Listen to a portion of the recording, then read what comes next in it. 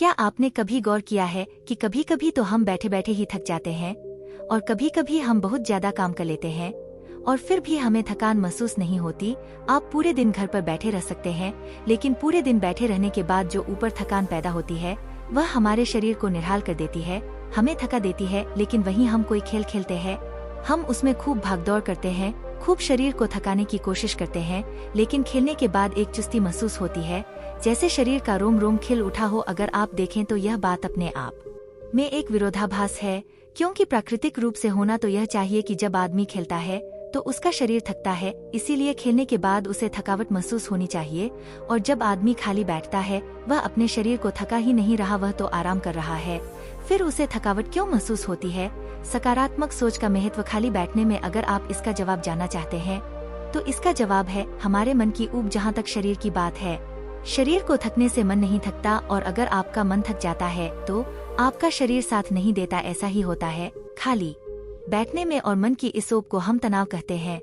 आज की जो कहानी मैं आपको सुनाने वाली हूँ उसमें आपको तनाव के बारे में सारी जानकारी मिल जाएगी। अगर आप तनाव को समझ लेते हैं तो आपके जीवन से दुखों का मिटना निश्चित है, क्योंकि दुख तनाव के कारण ही पैदा होता है। ये उस समय की बात है जब गौतम बुद्ध एक गांव में अपना समय व्यतीत कर रहे थे। उस समय तब बुद्ध की चर्चाएं दूर दूर तक फैल चुकी थी। काफी दूर दूर से लोग अपनी चिंता और दुखों के बारे में गौतम बुद्ध के पास समाधान खोजने के लिए आते थे। ऐसे ही एक दिन जब गौतम बुद्ध आश्रम में अपने शिष्यों को उपदेश दे रहे थे तो एक अधेड़ उम्र का आदमी अपने 23 साल के लड़के को साथ लेकर गौतम बुद्ध की तरफ चला आ रहा था। गौतम बुद्ध ने एक नजर उस पर डाली और उपदेश में बैठने के लिए कहा। जब उपदेश खत्म हुआ तो गौतम बुद्ध ने उस आदमी को अपने पास बुलाया और अपने पास बैठने का इशारा किया। जंगल में हरियाली छाई हुई थी और बहुत ही सुहाना मौसम था। जंगल में तरह तरह के पक्षियों की आवाज वहाँ पर गूंज रही थी। इसके बाद गौतम बुद्ध ने उस आदमी से आने का कारण पूछा। इस पर वह आदमी कहता है कि हे तथागत, मैं 2 दिन की यात्रा करके अपने बेटे को आपसे मिलवाने लाया हूँ। यह मेरा इकलौता पुत्र है। यह हमेशा थका थका रहता है, ऐसा लगता है कि इसके शरीर में कोई जान ही नहीं है। अगर हम इससे कुछ कहते हैं तो यह छोटी छोटी बातों पर गुस्सा करता है, और इसकी देखने की क्षमता भी उम्र से पहले ही कमजोर हो गई है, और इसके बाल भी पकने लगे हैं। मुझे तो कुछ समझ नहीं आता कि यह सब क्या हो रहा है। भला इतनी कम उम्र में इतनी ज्यादा उम्र का लगता है। हे बुद्ध, मैं अपने बेटे को लेकर बहुत चिंतित हूँ। जब मैं अपने बेटे को डॉक्टर के पास लेकर गया तो उन्होंने कुछ औषधियाँ देकर कहा कि अपने बेटे को तनाव कम लेने दिया करो। वह अपने दिमाग में बहुत तनाव लेता है और इसी वजह से उसकी ऐसी हालत हो रखी है। लेकिन उनके लाख बताने पर भी मुझे तनाव का मतलब समझ में नहीं आया। मुझे पता ही नहीं कि तनाव होता क्या है और उसे कैसे उसके दिमाग से निकाला जाए। उसके लिए पहले तो मुझे यह समझना होगा कि तनाव होता क्या है, और इसीलिए बुद्ध मैं आपके पास आया हूँ। मेरी समस्या का समाधान कर दीजिए। यह सुनकर गौतम बुद्ध उस लड़के को बड़ी गौर से देखते हैं, उसकी आंखों में देखते हैं, उसके चेहरे पर देखते हैं और फिर उसके हाथ की नब्ज भी देखते हैं।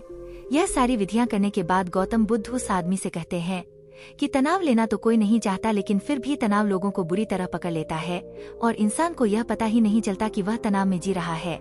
लेकिन अगर वही इंसान तनाव को समझ लेता है, तनाव के बारे में कोई ऐसा पैमाना बना लेता है कि उसे पता चल सके कि वह कितना तनाव में है, तो वह समस्या का समाधान भी खोज सकता है। मुख्य रूप से तनाव के 8 कारण होते हैं। इसके बाद गौतम बुद्ध कहते हैं कि सबसे पहले तो हमें समझना यह होगा कि तनाव होता क्या है। जब कोई इंसान कोई काम कर रहा होता है और उसका मन कहीं दूर भटक रहा होता है, काल्पनिक में होता है, तो उससे शरीर और मन के बीच में दूरी पैदा हो जाती है, और जितनी दूरी शरीर और मन के बीच में होगी हम उतने ही निद्रा की अवस्था में होंगे, और इसी दूरी को, इसी खिंचाव को तनाव कहा जाता है। कोई आदमी खेलने के बाद फुर्ती महसूस क्यों करता है? लेकिन समझने की बात तो यह होती है कि खेलते वक्त मन और शरीर पूरा उस खेल पर केंद्रित होता है, जिससे शरीर और मन में दूरी पैदा नहीं होती और इसीलिए कोई तनाव पैदा नहीं होता, बल्कि हमारा तनाव दूर हो जाता है। और वहीं जब हम कोई बेमन का काम करते हैं जिसमें हमारा मन लगता ही नहीं, तो हम शारीरिक रूप से वह काम तो करते हैं, लेकिन हमारा मन कहीं दूर काल्पनिक में भटक रहा होता है। इससे शरीर और मन में एक दूरी पैदा हो गई और तनाव ने जन्म ले लिया।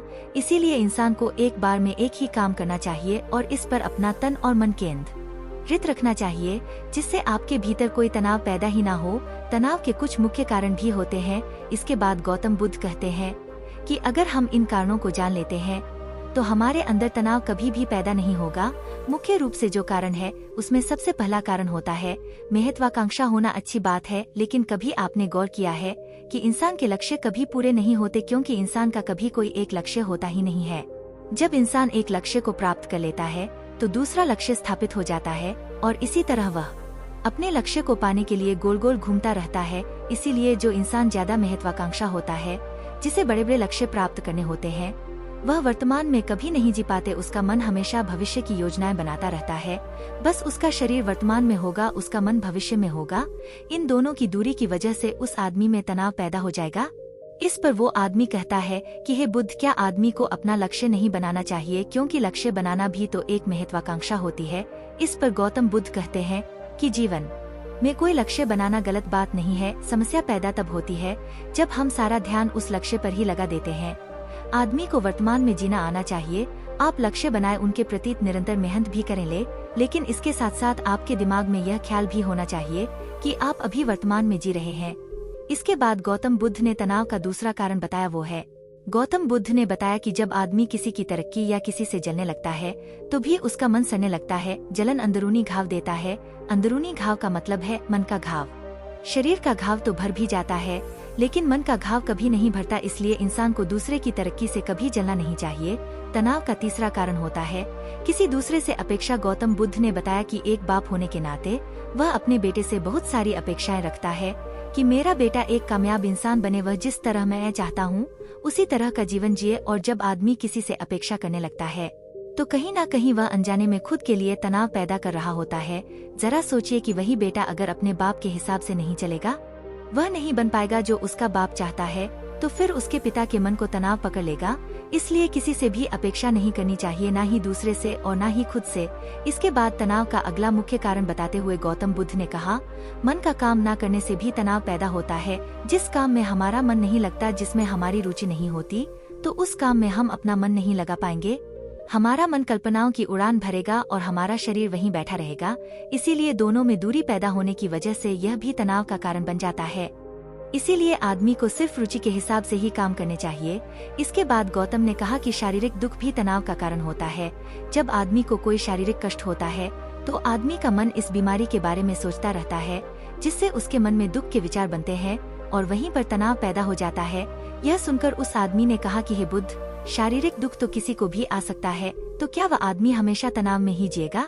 इसका जवाब देते हुए गौतम बुद्ध कहते हैं कि यह बात ख्याल करने की होती है कि हमारा जीवन दुखों का आगार है।